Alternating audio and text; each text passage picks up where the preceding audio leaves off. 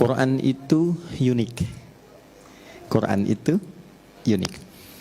Orang-orang yang mampu berinteraksi dengan Quran secara baik, entah itu sekedar membacanya, memahaminya, atau menghafalkannya, maka yang pertama Allah deklarasikan dalam Al-Quran adalah ia mampu merubah kehidupan orang itu. Jadi kalau Anda, saya, kita dekat dengan Al-Quran, itu hal pertama yang Allah sampaikan, Al-Quran akan merubah hidup kita menjadi lebih baik. Itu yang dimaksud Quran surah 35 Fatir di ayat ke-32 di ujung ayatnya. Thumma awrathnal kitaba alladhina istafayna min ibadina faminhum zalimun li nafsi wa minhum muqtasid wa minhum sabiqun bil khairati biidznillah. Jadi orang-orang yang mendapatkan percikan kebahagiaan untuk mau berinteraksi dengan Al-Quran. Ya, interaksi itu dibagi 3 nanti.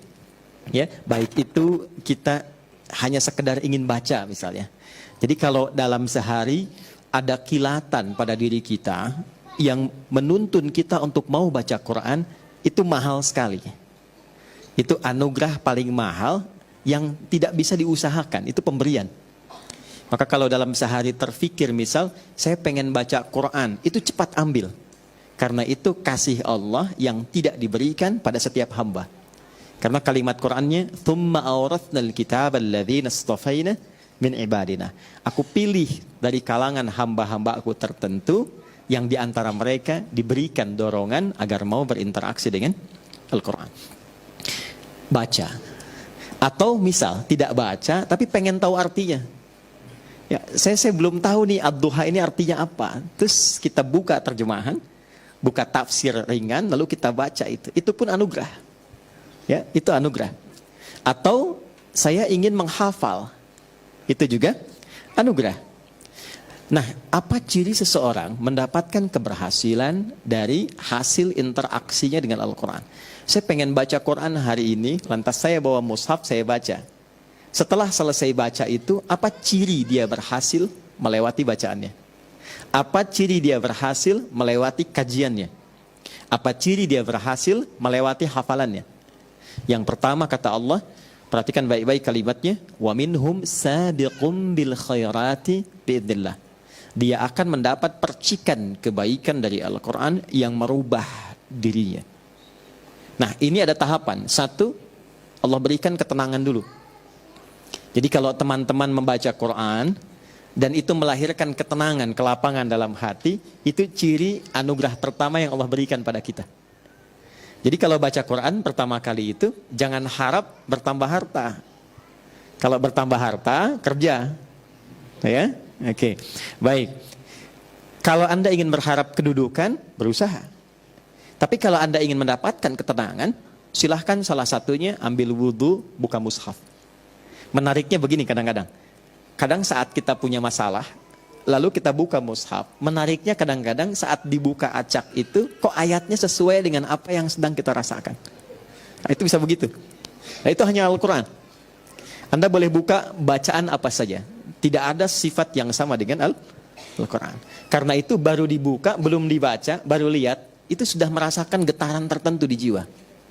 Nah, itu yang dimiliki Al-Quran. Itu yang dimaksud Quran surah ke-8 Al-Anfal di ayat yang kedua.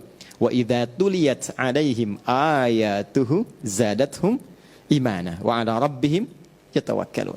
Jadi kalau kita ditampakkan Al-Quran, baru lihat, dibacakan atau kita baca, ada getaran tersendiri dalam hati yang membuat kita merasa lebih nyaman dan dekat dengan Allah. 2, saya agak cepat ya. Karena ini ada santri di sini, saya penting ingatkan dan termasuk kita. Quran semakin diinteraksikan, setelah mendapatkan ketenangan, Quran merubah kita menjadi lebih baik. Jadi maaf ya, adik-adikku yang di musyawarah ini yang belajar Quran, bukan berapa banyak yang Anda hafalkan. Kalau cuma mau hafal Quran gampang. Saya di Tripoli, itu kalau sedang dialog lintas agama, itu beberapa partner dialog itu non-muslim hafal Quran. Ada yang hafal. Jadi kalau sekedar hafal gampang. Saya punya burung beo, Ya, sekarang sudah mati, tapi saya yakin matinya husnul khotimah. Ya. Hari Jumat dia, ya, dia meninggal hari Jumat setelah mengetahui Allahu Akbar, hafal, dan telah hafal ayat pertama surah Al-Ikhlas, dan dia menyapa setiap orang dengan salam. Dan saya beri nama dia Suneo, ya, karena suka nengokin orang. Setiap orang datang, Assalamualaikum, Assalamualaikum, katanya, Allahu Akbar, Allahu Akbar. Makanya saya sering sedih kalau ingat Suneo itu. Jadi saya sering berkata pada diri saya kalau lewat kandangnya, ini kamu tidak dihisab, tapi sudah kenal Allah. Banyak orang-orang yang terancam dengan hisab, dia belum kenal Allah. Kamu tidak dihisab, tapi kamu bisa sapa orang dengan salam. Ada orang yang bahkan mengatakan sudah beriman, tapi dia belum mampu menyapa orang lain dengan salam. Nah, itu poin besarnya. Jadi kalau sekedar hafal, hewan pun bisa hafal. Tapi hafalan hewan itu tetap tidak merubah dia menjadi lebih baik. Ya, buktinya Suneo kalau pipis sembarangan tuh. Baik. Nah, maka teman-teman santri ya, ingat baik-baik. Semakin banyak yang dihafal, semakin merubah diri Anda lebih baik. Ya. Nah, tuh diingatkan tuh. Oh, ini penting tuh. Ya. Satu, dari ujung kepala sampai ujung kaki, lisannya mesti lebih lembut. Quran itu punya ciri khas. Kalau semakin dekat dengan Quran, semakin lembut pribadi kita. Ya. Dan itu auranya beda. Teman-teman kalau lihat Habib Umar lain kan ya? Ya. Habib Umar itu rahasia besarnya nggak pernah lepas dengan Quran.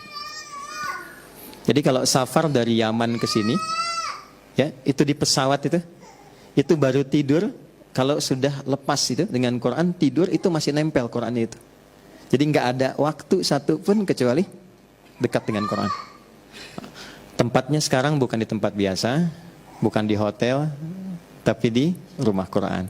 Maka sejak teman-teman masuk dari gerbang ke sini dan duduk sampai dengan kembali, saya berharap dengan kita mengaji di tempat ini, setidaknya merubah kita lebih baik setelah pulang dari sini. Ya, nah, tak cukup dengan amin ya, nanti kita praktekkan tuh. Jadi begitu keluar, lisannya mesti lebih baik. Saya tidak pernah mengajarkan Anda untuk mencela orang. Ya, betapapun teman kita, kawan kita belum beriman. Ya, itu poinnya.